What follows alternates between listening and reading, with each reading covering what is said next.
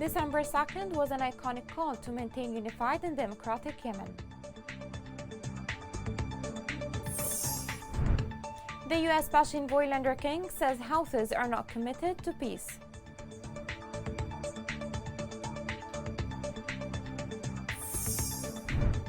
International organizations urge the United Nations to restart Yemen war crimes probe.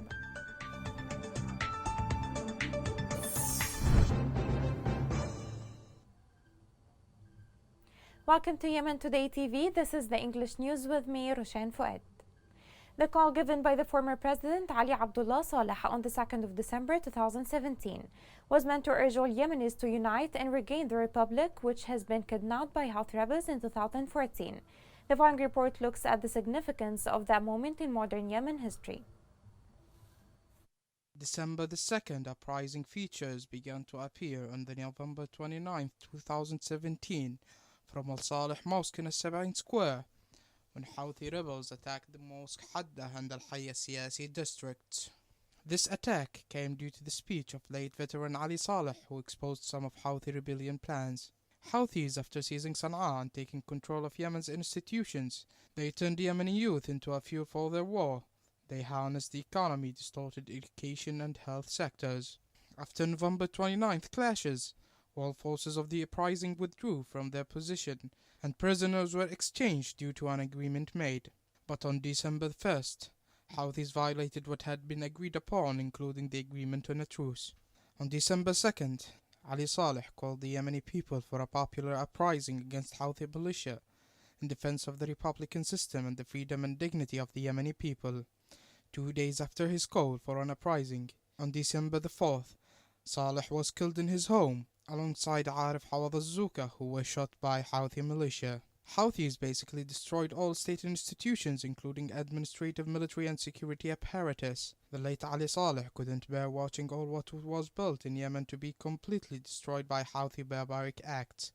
December the 2nd uprising represented a glimmer of hope for Yemeni people in their struggle to liberate and get rid of Houthis. 4 years later, it is still considered a source of inspiration for Yemenis to maintain democracy and unity that flourished in Yemen. Now, 4 years after the uprising from Yemen's capital Sana'a, December the 2nd represents endurance across Yemen reaching the western coast. The western coast and all fronts across Yemen are Yemenis' hope and determination to complete battle against Houthis' rule and restore Yemen's democracy. Yemeni Foreign Minister Ahmed Awad bin Mubarak said that Houthis continue to violate ceasefire agreements and that their project is sectarian and racist. This came in a session held in Rome today entitled The Future of Yemen on the sides of the Mediterranean Dialogues Conference. Bin Mubarak said that Iran is using Houthis to achieve its interests, stressing that the government is now looking for a sustainable mechanism to protect human rights in the country.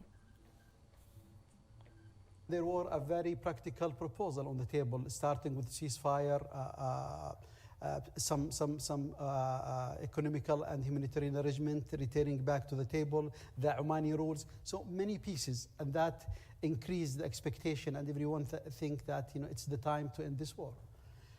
Unfortunately, the response from the other side, mainly from the Houthis militias, was totally negative. They total refusal for all this proposal. Even they escalated their military aggression in Marib and lately also in Hodeidah. Bin Mubarak added why the UN envoy Hans Grunberg met with Yemeni government and visited different cities of Yemen. Houthis refused to meet him in Sana'a. There is a new envoy. He is now exploring all the possibilities to resume the political talks. He was in Aden. He came, I met him there. He visited Taiz for the first time. He went to the West Coast, but yet not with the Houthis in Sana'a because they didn't receive him yet. In turn, the U.S. envoy to Yemen, Tim Lander King, said that Houthis are not committed to peace, and their actions on the ground prove their position from peace. But I have to agree that the other side has been more intent on pursuing a military solution. And if you look at Marib, which is something that you highlighted right at the outset, Maria, there is an ongoing offensive there. And it's clear that the Houthis intend to try to bring down the Yemen government. The Iranians, I believe, would like to see the same. And so the international community has really tried to draw a line here and say the Marib offensive should stop, that if the Houthis are serious about peace, which many of their statements suggest that they are, but then when you look at the actual situation on the ground and how they continue to pursue this offensive, it speaks otherwise. Lander King added that Iran is arming and training Houthis and its role in the crisis is not positive. He said in the session that the crisis is not only regional but threatens global navigation, affirming his country's commitment to resolving the conflict in Yemen. With regard to Iran, I think there is discussion about to what extent the Iranians could be involved in a resolution of the problem. And I think from the United States point of view, we would welcome that if we felt that Iran were prepared to play a constructive role. And thus far, we haven't seen that. We've seen arming and training of the Houthis, and also, there was an Iranian attack on Saudi Arabia a couple of years ago on the oil platforms, which they then blamed on the Houthis. So we haven't seen that their role is a positive one. More than 60 organizations urged the UN Secretary Assembly to establish an investigative body to gather and preserve evidence of serious human rights violations, including possible war crimes and crimes against humanity. Agnes Callamard, Secretary General of Amnesty International, said that this needs a political will and the UN should take immediate actions now, adding that if there is no accountability, there will be no end to the horrendous conflict. In turn, Stéphane Dujarric, spokesman for UN chief, while commenting on the statement of the organization, said that the chief's office hopes that UN member states will agree on some format for accountability. We hope that wherever in the world there may have been crimes against humanity, war crimes, or just horrendous attacks on civilians, where civilians have been on the forefront and have been stuck in the middle of what is multiple sides attacking them. We hope that there will be accountability, and we hope that member states will agree on some format for that accountability. The U.S. envoy to Yemen, Tim Landerking, discussed with World Food Programme Chief David Beasley Yemen crisis. Landerking and Beasley expressed their concern about increased fighting around Ma'rib and elsewhere in Yemen and the importance of ending threats to aid workers. They said that Houthis' escalation only brings more suffering to Yemenis who want peace. United Nations warned that Yemenis are reaching extreme levels of hunger due to the ongoing war. The United Nations World Food Programme said that Yemeni families are currently facing extreme levels of hunger and that 20 million Yemenis are currently in need of urgent humanitarian assistance. The organization added that it is currently providing food aid to about 30 million Yemenis, noting that $1.98 billion in 2022 are needed to provide relief to Yemenis.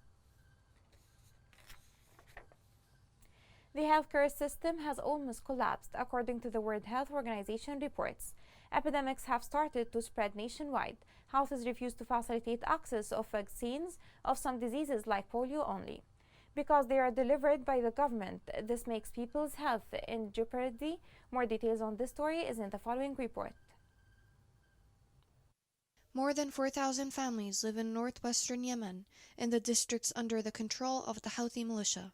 These areas suffer from difficult humanitarian conditions as a result of the continuous displacement movement and the continuous siege by the Houthis.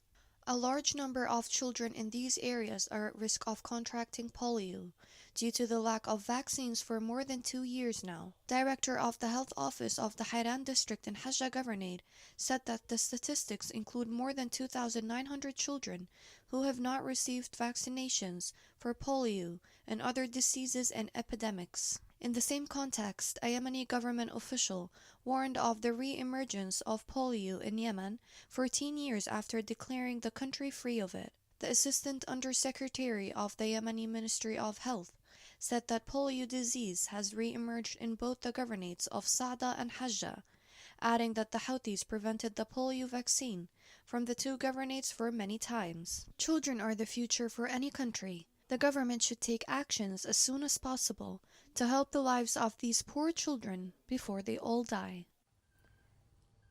To Shabwa, government forces attacked Houthi militia positions in Bayhan front. Military sources indicated that artillery destroyed defenses of Houthi militia, noting that the attack resulted in heavy losses among the rebels, while an armored vehicle was destroyed. Turning to Marib, government forces defeated Houthi attacks from separate locations west of the city. Field military sources indicated that government forces and tribes fought violent battles on against the rebels on Al-Majjah and Al-Qasara fronts. For its part, the Ministry of Defense announced that commander of Al-Majd Brigade, Brigadier General Hilan Hassan Al-Khalidi, was killed during battles with Houthis on Danna front southwest of Marib. Still in Marib, government forces thwarted a Houthi militia attack on Halhalan front in Raghwan, northeast of the city. According to sources, government forces backed by tribes broke Houthis' attack and inflicted heavy losses among them, while some were captured. In the same context, coalition airstrikes targeted Houthi vehicles on the same front.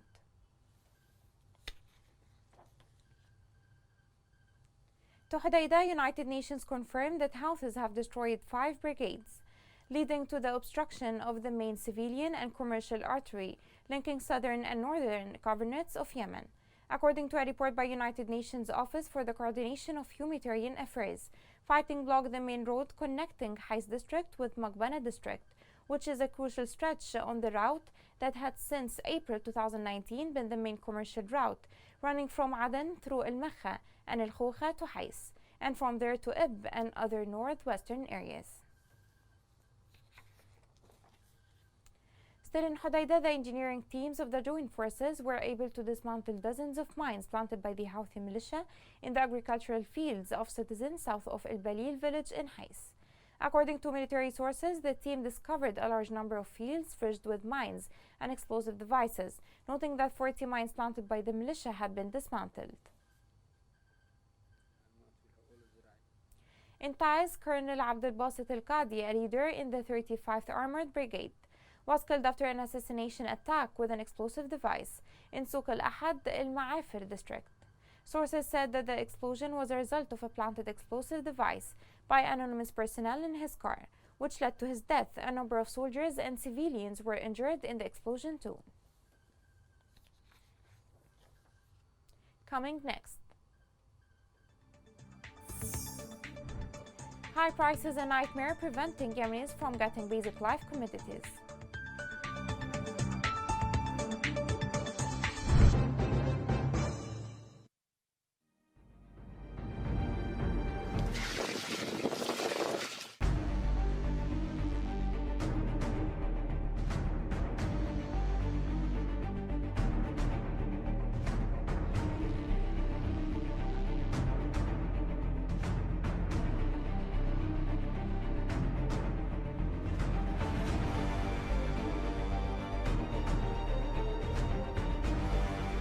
اضطرينا نحن نغادر من ذي وزحنا.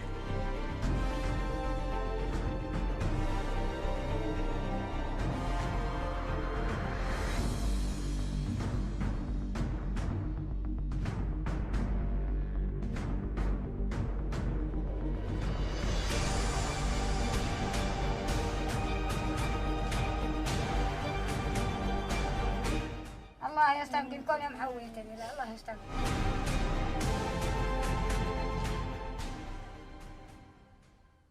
Welcome back. In Abyan, Zanzibar city witnessed civil disobedience to denounce the national currency drop. Merchants said that this comes amid losses they incur as a result of the continued drop of the national currency. Turning to Aden, the Exchangers Association announced a two-day strike due to the continued collapse of the local currency. The association directed exchange facilities, companies, and money transfer networks to suspend all banking activities for a period of 2 days. The Money Changers Association confirmed its support for the Chamber of Commerce statement to all concerned parties to consider a way to overcome the crisis. To that end, Aden University of Council announced the start of a general strike due next week in objection of the deteriorating economic conditions. In a statement, the union indicated that the strike will start next Sunday, December 5, in all faculties of the University of Aden. This comes at a time when the Yemeni rial registered a new record collapse against foreign currencies after the US dollar crossed the barrier of 1,700 riyals for the first time in its history. People in Aden have been discontent with the quite unstable high prices, especially prices of basic food items like rice, flour, and sugar. This becomes even more difficult when salaries have not been paid for more than 4 years. The following report has more on this. A wave of high prices doubles the suffering of citizens in Aden after the collapse of the national currency. As usual, citizens in Aden hope that the situation will change and relief will come, but this does not happen in light of the currency's collapse against foreign currencies, as the exchange rate of the dollar reached 1,700 riyals, while the exchange rate of the Saudi riyal reached 450.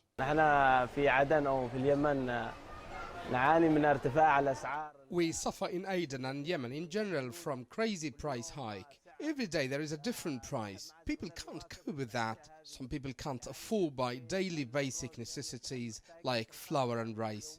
As for luxury goods, people do not intend to buy it at all after the rise in dollar. We call on the government to look into this issue which affects the daily life of the citizen. I can afford to buy, but there are others, and there are many who can't. Till when this, nobody knows.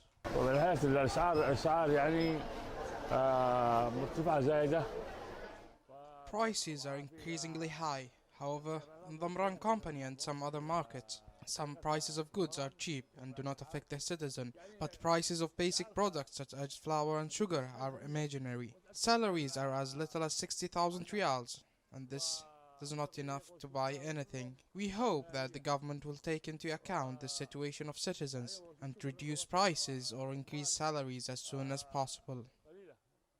The rise in prices returned to cast a heavy shadow on the lives of citizens and families in Aden, an issue that has resurfaced again and has become a preoccupation for members of society, as it reflects negatively on the life and interdependence of families, who suffer a lot from the high cost of living, the rise in food prices, and the rent of homes, in light of a difficult economic crisis that afflicts the city. Citizens hope to find alternative solutions to face the price hike by raising the meager salaries that are not enough to buy basic foodstuffs. Salaries of people are not enough at all and can't secure buying basic food products for 5 days. We are suffering from high prices since 10 years, and the salary was nothing during this price hike.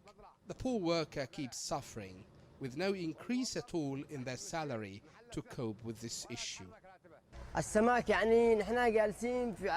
We live in Aden, the coastal city. Sirah, Bab al-Mandab, and all these areas contain fish wealth, and at the end we can't find it except in Aden. The price of 1 kilo of fish costs 7,000 riyals. A lot of companies tend to take fish and sell it abroad. They escape from authorities, checkpoints or offices without any accountability or response to them. The high prices, the black market, and the unpaid salaries of Yemenis, these are all factors affecting their life on a daily basis and doubling their pain more and more. All of this because of these Irani-backed Houthi militias who does nothing but ruin, destruction, and pain to all Yemenis.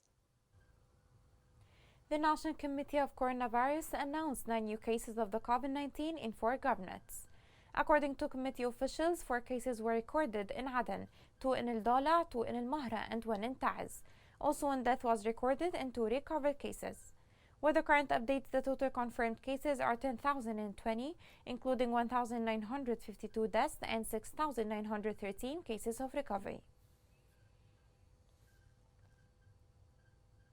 Here is a reminder of the main headlines. December 2nd was an iconic call to maintain unified and democratic Yemen.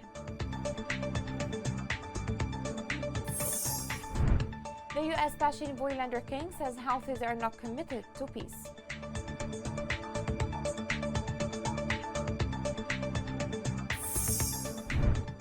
International organizations urge the United Nations to restart Yemen war crimes probe.